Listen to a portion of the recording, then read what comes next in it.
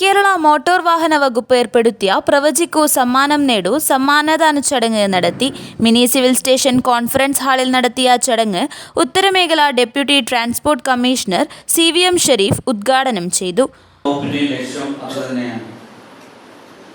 നമ്മൾ റോഡിൽ ഉപയോഗിക്കുന്ന വാഹനം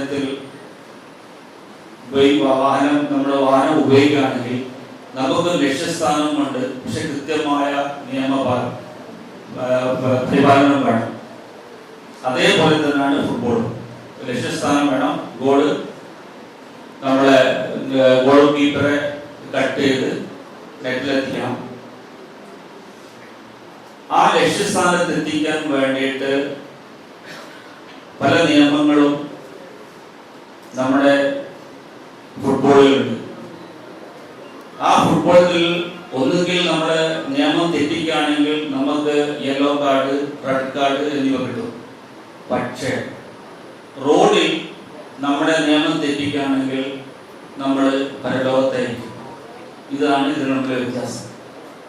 ഇപ്പം നമ്മുടെ ചെറുപ്പക്കാരിൽ ഏറ്റവും കൂടുതൽ ഒരു ലഹരിയാണ് ഈ ഫുട്ബോൾ ലഹരി.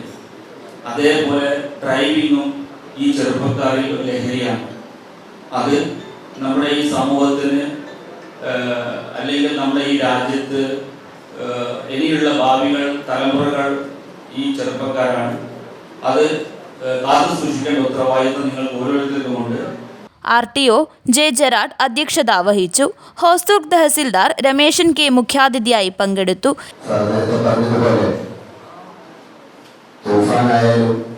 ഡ്രൈവിംഗിലെ അലക്ഷ്യത്തോടെ ഡ്രൈവിംഗ് എന്ന നരകത്തിലേക്കാണ്. ആ തിരിച്ചറിവ് അറിഞ്ഞുകൊണ്ടായിരിക്കണം ട്രാൻസ്പോർട്ട് ഡിപ്പാർട്ട്മെന്റ് നമ്മുടെ RTO നേതൃത്വത്തിൽ ആളുകളെ ആകർഷിച്ചുകൊണ്ട് ഏകദേശം 5000-ഓളം ആളുകളെ പങ്കെടുപ്പിച്ചുകൊണ്ട് ഇങ്ങനെ ഒരു പ്രവർത്തന മത്സരം സംഘടിപ്പിക്കാൻ കഴിഞ്ഞത്. പല വിധിയെഴുത്തുകൾ മാറി മാറി വന്നപ്പോൾ ഇത്രയാളുകൾ മാത്രമേ 13 പേര് മാത്രമേ സ്പെയിനിന്റെ കൂടെ നിന്നുള്ളൂ എന്നുള്ളത് ചരിത്ര സത്യമാണ്. ഇന്ത്യൻ ഫുട്ബോൾ താരം മാളവിക പ്രസാദ് ചടങ്ങിൽ വിശിഷ്ടാതിഥിയായി. രാജേഷ് PI, ഗിരീഷ്, ബിജു KV, സജീവൻ തമ്പുരാൻ വളപ്പിൽ, Vijayan MV, Arundas, Mathews Abraham, Siddharth K, Shakir PM, Robin, Anees, ANV Pradeep എന്നിവർ ആശംസകൾ അർപ്പിച്ചു. വി പ്രജിത്ത് സ്വാഗതവും രതീഷ് PV നന്ദിയും പറഞ്ഞു. News bureau, Kanhangad.